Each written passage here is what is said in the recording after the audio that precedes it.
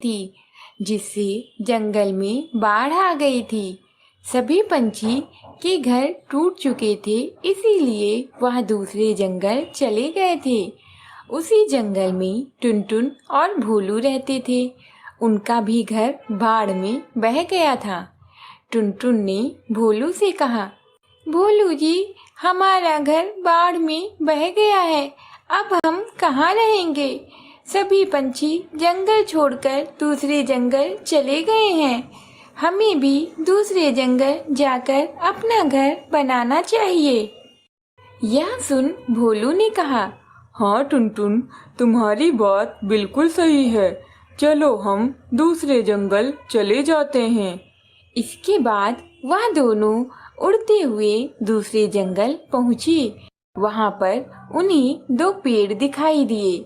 एक पेड़ जामुन का था और एक पेड़ आम का था।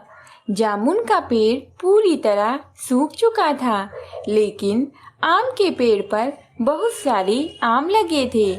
आम के पेड़ पर ही कालू और उसकी पत्नी मंगला अपना घर बनाए हुए थे।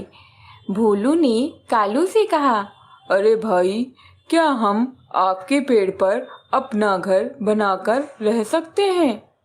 कालू ने कहा, भैंस की टांग, नहीं नहीं, हमारे पेड़ पर हम किसी और को नहीं रहने देंगे। तुम इस सूखे जामुन के पेड़ पर अपना घर बना सकते हो। यह सब सुन जामुन के पेड़ को बहुत दुख होता है।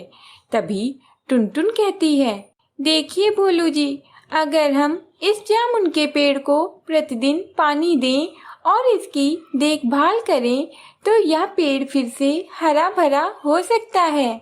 यह सुन कालू की पत्नी मंगला ने कहा, हाँ हाँ, जाओ जाओ, यह जामुन का पेड़ अब कभी हरा भरा नहीं हो सकता है। फिर टुनटुन और भोलू ने उस जामुन के पेड़ पर ही अपना घर बना लिया।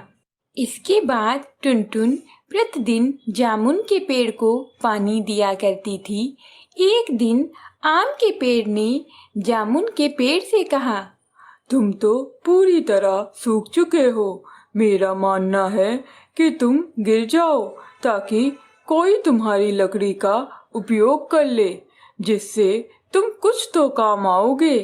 यह सुन जामुन के पेड़ को बहुत बुरा लगा, लेकिन वह मजबूर था, इसीलिए उसने कुछ नहीं कहा। इसी तरह टुनटुन प्रतिदिन जामुन के पेड़ को पानी देती रही।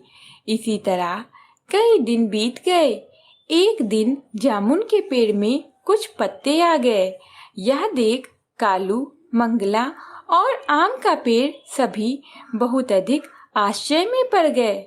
इसी तरह कुछ दिन बाद जामुन का पेड़ हरा भरा हो गया और उसमें बहुत सारे जामुन लग गए।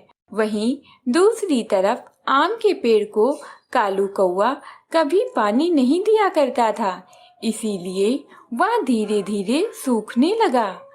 एक दिन आम के पेड़ ने कालू से कहा, मालिक, आप मुझे प्रतिदिन पानी दिया करिए, क्योंकि मैं धीरे धीरे सूख रहा हूँ। कालू ने कहा, भैंस की टांग, मैं तुम्हें नदी से पानी लाकर नहीं दूंगा। मैं इतना कष्ट नहीं उठाऊंगा, और अगर तुम सूख गए तो मैं तुम्हें काटकर तुम्हारी लकड़ी को बाजार में बेच दूंगा। इसी तरह कई दिन बीत गए। आम के पेड़ को पानी न मिलने के कारण